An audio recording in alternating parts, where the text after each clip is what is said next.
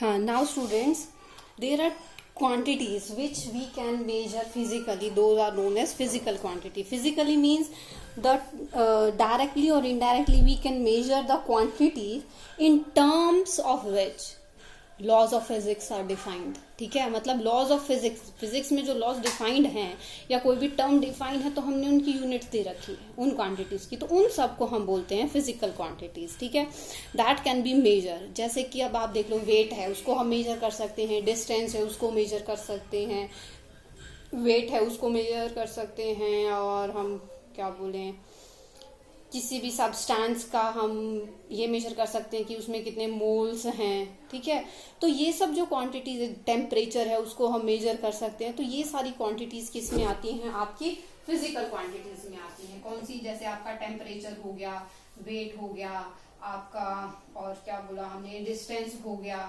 ठीक है, और क्या हो जाएगा आपका, मोल में डिफाइन करते हैं. ठीक है, तो ये कुछ टर्म्स हैं जिनको हम क्या है फिजिकल क्वांटिटीज के अंडर डिफाइन करते हैं. और जिन क्वांटिटीज को हम फिजिकली नहीं डिफाइन कर सकते हैं, जैसे कि हमारी सैडनेस, हमारी हैप्पीनेस, ठीक है, इन सबको, बिटर, कोई चीज कितनी बिटर है, सॉर थिंग है, तो वी कांट मेजर. किसी चीज को थोड़ा सी भी चीज खट्टी लग सकती है, किसी को बहुत ज्यादा खट्टी चीजें पसंद है, उसको उसमें मजा, तो वी कांट एग्जैक्टली मेजर. कि हमसे अगर कोई पूछे कि ये चीज कितनी ब्यूटीफुल है, ये फ्लावर कितना अच्छा है, कितना ब्यूटीफुल है, तो हर किसी के लिए आपकी डेफिनेशन जो उस ब्यूटीफुलनेस की होगी वो डिफरेंट डिफरेंट होगी. तो वो हमारी फिजिकल क्वांटिटीज के अंदर नहीं आता. ठीक है, उसके बाद आता है ये जो फिजिकल क्वांटिटीज हैं, ये आपकी दो टाइप्स की होती हैं. पहली होती है आपकी फंडामेंटल. फर्स्ट क्वांटिटी होती है आपकी फंडामेंटल और दूसरी होती है आपकी डिराइव्ड. ठीक है, अब जो फंडामेंटल क्वांटिटीज हमारी होती हैं वो बेसिक क्वांटिटीज होती हैं जिनको हम फर्दर या जिनके लिए हमें किसी की हेल्प की जरूरत नहीं है. ठीक है, उन्हें हम डिफाइन करते हैं अंडर फंडामेंटल क्वांटिटीज. तो मतलब ये क्या है, जो फंडामेंटल क्वांटिटीज हैं they are independent. Fundamental quantity कैसी है? इंडिपेंडेंट है हमारी. फंडामेंटल क्वांटिटीज कैसी हैं हमारी? इंडिपेंडेंट क्वांटिटीज हैं, कि मतलब उन सब चीजों को हमें मेजर करने के लिए किसी और चीज की जरूरत नहीं. जैसे वेट है या डिस्टेंस है, आपको सिर्फ वेट करने के लिए क्या है, एक मशीन चाहिए. आपको और किसी चीज की जरूरत नहीं है कि कितना डिस्टेंस से वो चलकर आया है, या कितने उसकी बॉडी का टेम्परेचर है, या आपको उसने, तो इन सब चीजों की हमें जरूरत नहीं है. तो इन सब को हम बोलते हैं फंडामेंटल क्वांटिटीज और बेसिक क्वांटिटी. ठीक है, फंडामेंटल क्वांटिटी और basic quantity, these are independent और बेसिक क्वांटिटीज. ठीक है, अब जो डिराइव्ड है, you better understand by the name derive, कि जो इन फिजिकल क्वांटिटी से हम डिराइव कर सकते हैं वो होती हैं आपकी डिराइव्ड क्वांटिटी. ठीक है, जो हम इन बेसिक फंडामेंटल क्वांटिटीज को से डिराइव कर सकते हैं वो होती हैं हमारी क्या, डिराइव्ड क्वांटिटीज. ठीक है, अब देखिए जो आपकी फंडामेंटल क्वांटिटीज हैं, देयर आर 7 फंडामेंटल क्वांटिटीज. ठीक है, कितनी फंडामेंटल क्वांटिटीज है आपकी? 7 फंडामेंटल क्वांटिटीज हैं. ठीक है, वो हम देखेंगे अभी. ठीक है, चाहो तो देख लो पहले क्या है.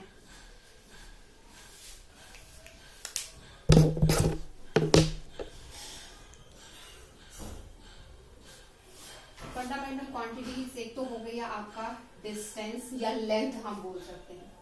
दूसरा हो जाएगा मास. डिस्टेंस को हम मेजर करते हैं मीटर में, मास को हम मेजर करेंगे केजी में. ठीक है, उसके बाद आता है आपका मास हो गया, डिस्टेंस हो गया, टाइम. हाँ, टाइम की यूनिट होती है हमारी सेकंड. ठीक है, तो इसको हम सेकंड्स में मेजर करते हैं. उसके बाद आता है आपकी करंट. करंट को हम एम्पियर में मेजर करते हैं. ठीक है, करंट को हम किस में मेजर करते हैं? एम्पियर में. फाइन, ये आपकी फंडामेंटल क्वांटिटीज हैं. उसके बाद आता है आपका टेम्परेचर. ठीक है, ये आपका टाइम था, ये आपका टेम्परेचर. टेम्परेचर को हम मेजर करते हैं केल्विन में. किस में मेजर करते हैं हम टेम्परेचर को?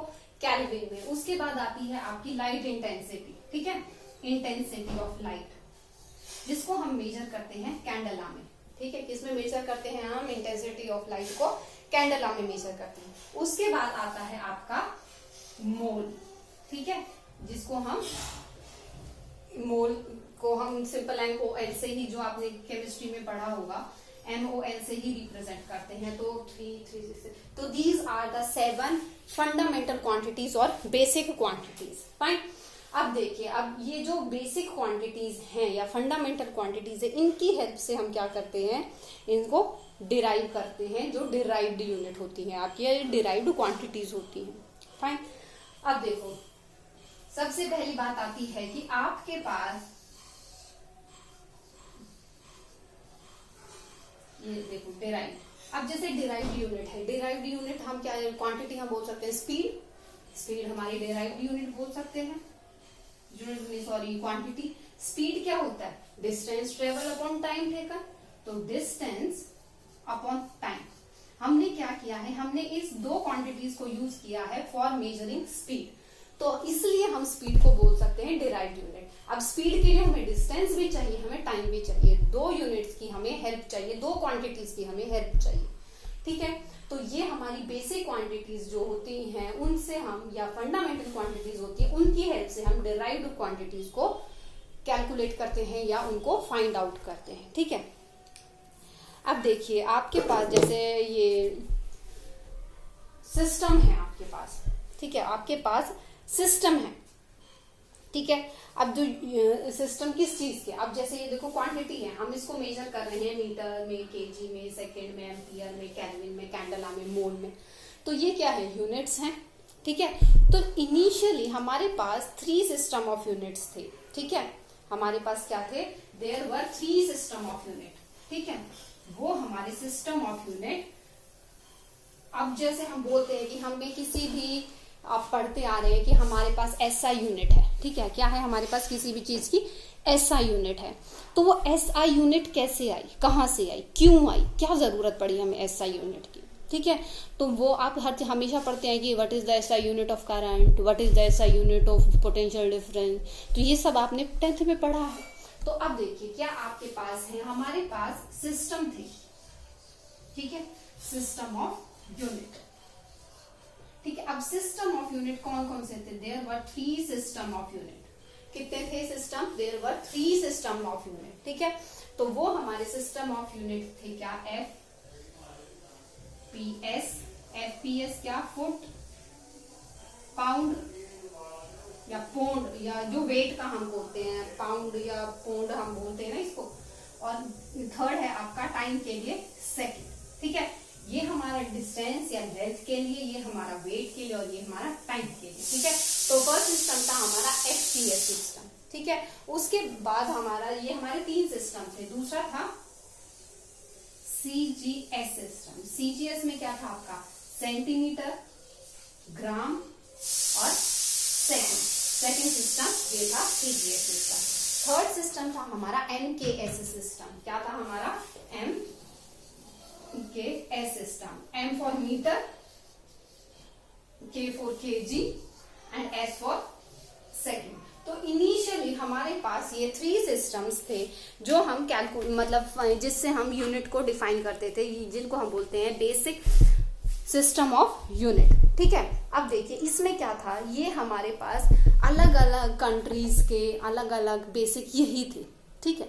अब इससे प्रॉब्लम क्या आई थी कि सबका अपना अपना स्टैंडर्ड हो गया, सबके अपने अपने मेजरिंग के लिए आ गए कि कोई फुट में मेजर करता है, कोई सेंटीमीटर में मेजर कर रहा है, कोई मीटर में मेजर कर रहा है।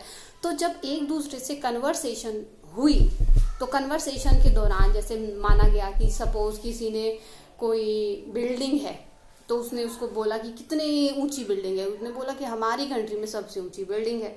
उसने बोला कितनी, तो उसने बोला कि हमारे यहाँ 30 फीट की एक है। अब 30 फीट उसने तो अपनी यूनिट में बताया, लेकिन जो दूसरी कंट्री का था वो CGS सिस्टम फॉलो करते थे या MK सिस्टम फॉलो करते थे, तो अब उन्हें नहीं पता कि फीट क्या है। अगर वो उनसे सेंटीमीटर या मीटर में बताता तो देवर इजीली केम टू नो कि कितनी ऊंची बिल्डिंग हो सकती है, ठीक है। तो ये कुछ प्रॉब्लम्स फेस की गई, तो उसके बाद क्या हुआ, हमने एक स्टैंडर्ड यूनिट बना दी, ठीक है, जिसको हम SI यूनिट बोलते हैं, ठीक है। इंटरनेशनल सिस्टम ऑफ यूनिट, मतलब इंटरनेशनली हम उसको फॉलो करते हैं। ठीक है, इसके बाद इन तीनों सिस्टम ऑफ यूनिट को नहीं यूज किया गया, उसके बाद हमारा यूज हुआ क्या, एसआई सिस्टम। उसके बाद हमने क्या यूज किया, एसआई सिस्टम। ये क्या सिस्टम है हमारा, जो इंटरनेशनली लेवल पर फॉलो किया जाता है। ठीक है, तो ये क्या है हमारा इंटरनेशनल सिस्टम ऑफ यूनिट। क्या है ये हमारा इंटरनेशनल सिस्टम ऑफ यूनिट्स, मतलब इंटरनेशनल लेवल पर हम इस सिस्टम को फॉलो करते हैं फॉर मेजरिंग, मतलब for using any quantity, for measuring any quantities. ठीक है, तो ये हमारा क्या है, एसआई यूनिट। इसीलिए आप लोग हमेशा पढ़ते हैं what is the SI unit of any quantity. ठीक है, that is why we are studying SI unit. We rarely find out कि what is the CGS unit और MKS unit of the system. ठीक है, तो इसीलिए हमें क्या है, एसआई यूनिट की जरूरत पड़ी। क्लियर। अब देखो इन एसआई यूनिट के अलावा, अब देखो एसआई यूनिट जो है वो मैंने अभी एसआई यूनिट साथ के साथ जो मैंने लिखे थे आपके पास, जो मीटर ये सब लिखा था, केल्विन, एम्पियर, ये क्या थी, इन सबकी एसआई यूनिट ही थी जो मैंने अभी लिखी थी। ठीक है, उसके बाद देखिए जो ये जो 7 फंडामेंटल क्वांटिटीज थी, इनके अलावा आपके पास 2 सप्लीमेंट्री एसआई यूनिट्स भी हैं। क्या है आपके पास, सप्लीमेंट्री एसआई यूनिट।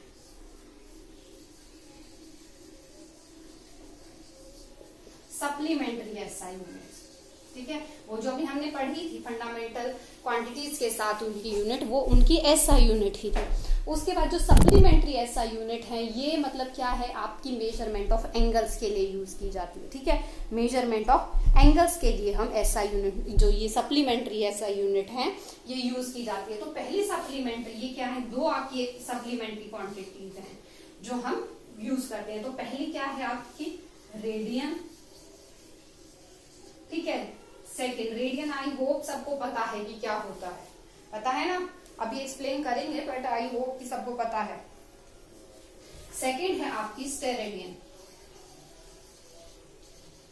ठीक है, रेडियन को RAD से रिप्रेजेंट कराते हैं, और जो स्टेरेडियन है वो भी आपकी एंगल की यूनिट है, जिसको हम आई थिंक SE से रिप्रेजेंट कराते हैं, या SR से, SR। ठीक है, SR से रिप्रेजेंट कराते हैं स्टेरेडियन। ठीक है, ये हमारी मेजरमेंट की यूनिट है जिनको हम यूज करते हैं एंगल की मेजरमेंट के लिए। ठीक है ना, जैसे एंगल के लिए मेजरमेंट के लिए आप यूज करते हैं स्टेरेडियन या रेडियन। अब डिफरेंस क्या है दोनों में, ठीक है, डिफरेंस क्या है, जो आपके पास रेडियन है, ठीक है, उसको आप जब यूज करते हैं मेजरमेंट के लिए, वो यूज होता है जब आप किसी प्लेन की बात करते हैं, जब आपका एंगल जो है वो प्लेन में बन रहा है, तब हम बोलते हैं वो रेडियन है। ठीक है, रेडियन कैसे कि जैसे आपका प्लेन का मतलब क्या है, जैसे आपके पास ये है, ये एंगल बना, ये एक प्लेन में है, तो ये जो एंगल बनेगा आपका, उसको हम बोलेंगे क्या, रेडियन। ठीक है, जिसको हम नॉर्मली आजकल जो आप जैसे प्रोटेक्टर में यूज करते हैं, जिसको हम रेडियो डिग्री से डिनोट करते हैं ना, 30 डिग्री का एंगल बना आपका, 40 डिग्री का एंगल बना, तो ये जो होता है एक प्लेन में जब 2 लाइन आएंगी तो हम उसको मेजर कर सकते हैं, वो होता है आपका क्या, रेडियन। ठीक है, वो उसको हम मेजर करते हैं इसमें, रेडियन में। ठीक है, तो रेडियन, अब देखिए आपने फॉर्मूला पढ़ा है ना, जो आपका था, जैसे ये आपका सर्कल है, ठीक है, इसमें आपका एंगल बन रहा है, ये एंगल थीटा है, ये आपकी L है, और ये आपका R है, रेडियस है ना। तो अगर आपको एंगल कैलकुलेट करना है, आपको पता है ना कि रेडियन में आता है ना, तो रेडियन में आता था तो आप इसको रिप्रेजेंट कराते थे थीटा से, है ना, एंगल जो भी है आपका थीटा से, और इसका फॉर्मूला क्या होता था, थीटा इक्वल्स टू जो आपकी आर्क लेंथ है डिवाइडेड बाय रेडियस, यही होता था, arc length divided by radius. ठीक है, तो जो थीटा है, जिसको रेडियन में रेडियन बोलते हैं, और थीटा से हम रिप्रेजेंट कराते हैं, थीटा इक्वल्स टू जो आर्क लेंथ है आपकी और आपका जो रेडियस है, तो जो आपका रेडियन है वो किसके इक्वल हो गया, आर्क अपॉन रेडियस। ठीक है, ये होता है आपका रेडियन। ठीक है, ऐसे ही जो स्टेरेडियन होता है वो आपका सॉलिड एंगल मेजर करता है। ठीक है, सॉलिड एंगल क्या, जैसे आपका कोन है, ठीक है, कॉनिकल शेप है उसकी, तो आपकी जो कॉनिकल शेप है कुछ इस तरीके से अंदर की साइड से वो पॉइंटेड होगी, तो एंगल तो कुछ बन रहा है ना इसमें, तो जो वो एंगल बनता है आपका, उसको हम बोलते हैं क्या, सॉलिड एंगल और उसको हम मेजर करते हैं स्टेरेडियन से, ठीक है। तो इसको कैलकुलेट करने का हमारा फॉर्मूला जो होता है वो है surface area upon radius square, ठीक है। मतलब जैसे आपका एंगल जो भी बनेगा, ठीक है, जो स्टेरेडियन है उसको हम क्या है ओमेगा से रिप्रेजेंट कराते हैं। This is the representation of the angle that is solid angle, ठीक है। तो इसको जब हम मेजर करते हैं तो हमारा फॉर्मूला होता है सरफेस एरिया, ठीक है, डिवाइडेड बाय रेडियस स्क्वायर, ठीक है। अब देखिए ये आपका कोण है, ठीक है, ये आपका कोण है, तो ये इसका सरफेस एरिया हो जाएगा, ठीक है। जो इसका सरफेस एरिया आएगा और जो इसका रेडियस का स्क्वायर आएगा उसको हम मेजर करेंगे तो वो बनेगा क्या आपका एंगल, ठीक है, जिसको हम बोलते हैं सॉलिड एंगल और जिसको हम रिप्रेजेंट कराते हैं किससे, स्टेरेडियन से, ठीक है। तो ये सारी चीजें आई थिंक आप लोगों को क्लियर होंगी, और किसी को कोई भी डाउट रहता है तो प्लीज पूछना, ठीक है। उसके बाद हम कुछ इससे रिलेटेड 1-2 न्यूमेरिकल्स करेंगे, जैसे कन्वर्जेंस वगैरह कुछ होंगी, और इससे आगे फर्दर हम इस चैप्टर को कंटिन्यू करेंगे, ठीक है। तो उससे रिलेटेड हम कुछ क्वेश्चंस करेंगे, कुछ और थ्योरी हम स्टडी करेंगे।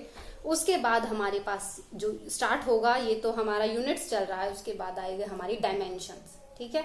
उसके बाद आएगा क्या हमारा डायमेंशंस। आई होप कि एक लेक्चर और में आपकी यूनिट्स कंप्लीट हो जाएंगी, ठीक है। तो अगर किसी को कोई डाउट रहता है तो इससे रिलेटेड पूछ लेना, ठीक है, और बुक से इनको स्टडी करना जो भी चीज़ आपको बताई जा रही है, ठीक है। Thank you class students, this is for today.